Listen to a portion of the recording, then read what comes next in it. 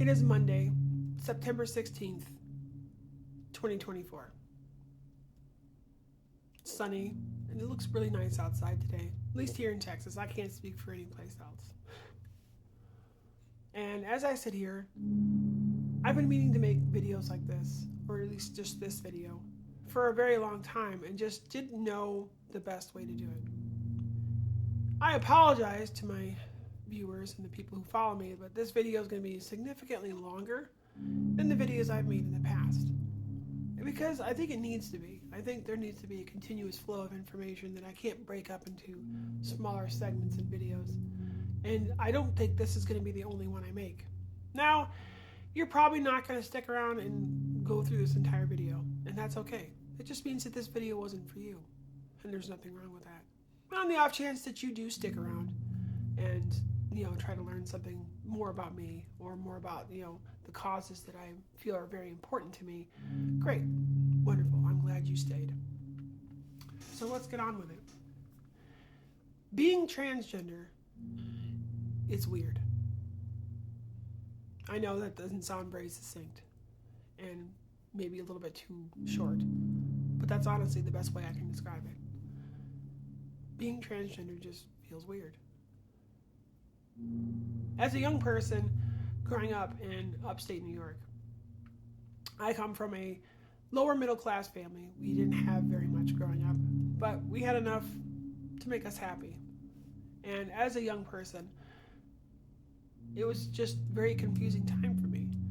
As far as the word transgender, back in the 1980s when I was growing up, I don't think that word existed. I really don't. And certainly if it did, I didn't know it existed. I didn't know what I was feeling was. All I know is that growing up, I wasn't a boy. Despite the fact that everyone told me I was and reinforced the masculinity in me, that just never really fit. It's hard to describe, especially from a young person's point of view, what they're actually going through or what made me feel like I wasn't a boy. It's very difficult to try to describe that because, one, it happened so long ago. And I can't really remember that far back. But I'm going to do my best for the purpose of this video. I was a happy kid. I was just a really confused kid. And the confusion did not come from me not thinking that I was a boy. The confusion came from everyone else just telling me that I was, despite me telling them that I wasn't. I couldn't figure out why people just couldn't accept the fact that I wasn't a boy. Why they just couldn't be happy for me in the fact that I was a girl. That's where the confusion actually came from. And it was very difficult to navigate through my life as a young person. I was very stubborn. That much is for sure. I can't speak for other trans people. I don't know how they grew up. I don't know what they felt. But if you're trans and you're watching this, I'd be very interested to learn what it was like for you as a child. I didn't have any avenues. There was no support structure back in the 1980s. There was nothing for me to latch onto. There was no role models for me to look up to that I was aware of back in the 1980s or in the 1990s, for that matter, as it pertains to being transgender. It wasn't until 1997 that I actually learned the word transsexual and what that was. And honestly, with the emergence of the internet, I started to do research as much as I could on the word transsexual and what that was. Now, of course, I don't recommend anyone going on an internet browser and putting the word transsexual in without having some kind of safety filter turned on. And there was no such thing as a safety filter in the 1990s. So I got bombarded with a lot of stuff that probably shouldn't have been watching on the internet. So be careful what you research.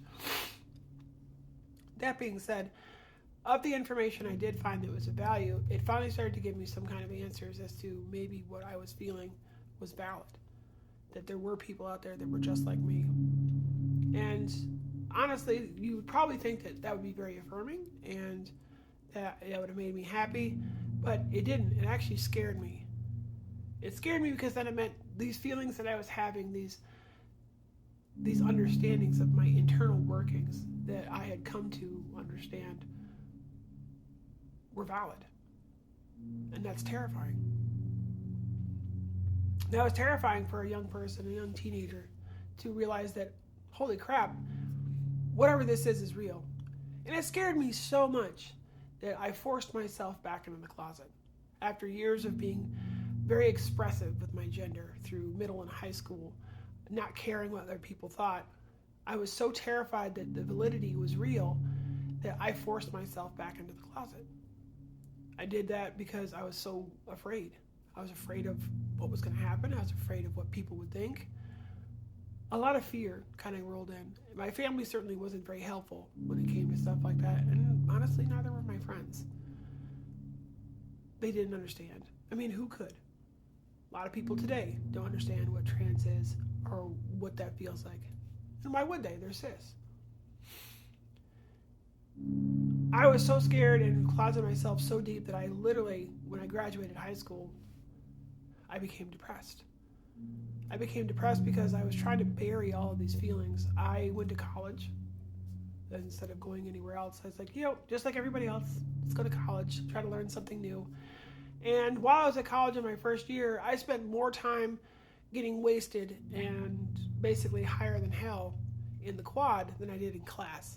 And when I was in class, most of the time I was just sleeping, which is not good. And I think I was on super academic probation with a GPA of like 1.1.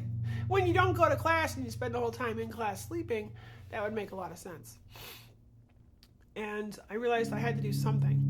I could have made the choice back then to be honest with myself and be honest with the people around me, but I didn't make that choice.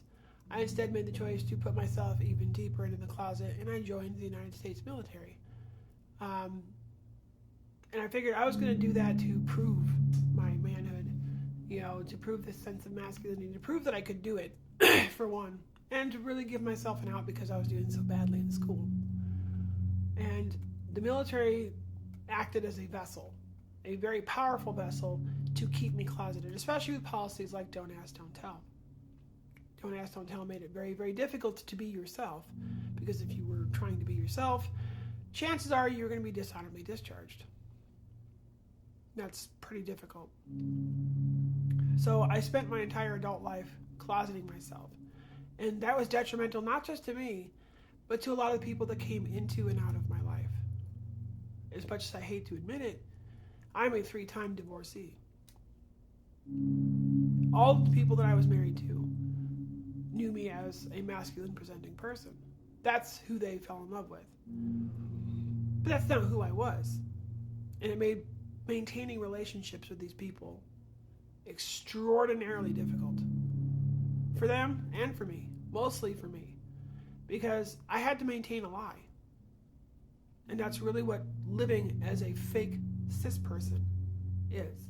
It's a gigantic lie. You're lying to yourself. You're lying to the people around you.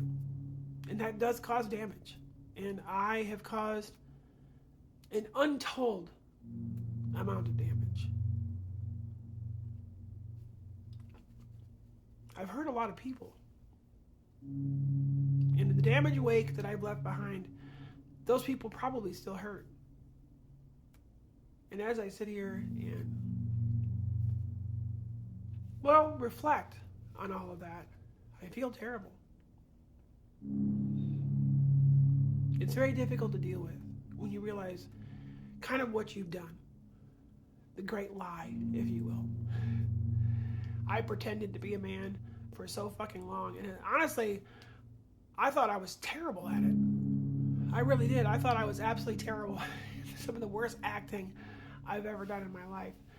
But it was believable.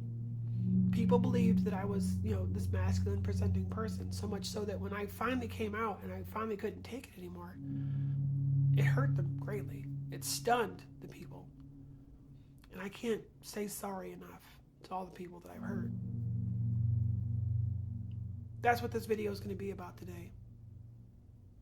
I'm sorry for everyone that I've ever hurt. I didn't mean to. It wasn't my intention.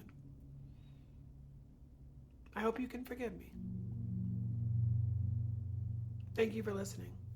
If you're at the end of this video and you made it this far, I'm kind of impressed because I wasn't going to imagine anyone would. Thank you again. Have a wonderful day.